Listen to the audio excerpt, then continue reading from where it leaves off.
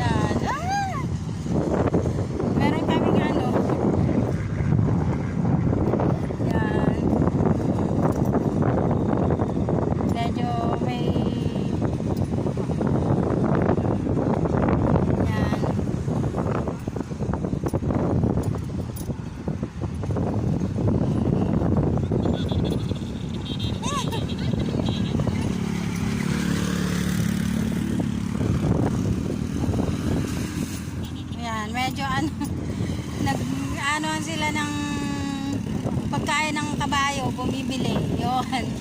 Nagbayad ng pagkain ng kabayo. O, diba? So, ganun lang. 10 real na yan, guys. O, diba? Plastic dun sa naglalakad. Kaya, okay naman. Exciting.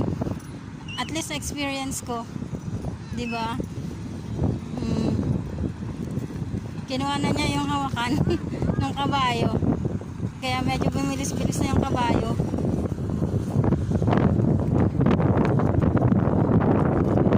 Yan. Pagtapos ito, uwi na kami, guys. Yan. See you next on my second vlog. Or see you on my next vlog. Okay.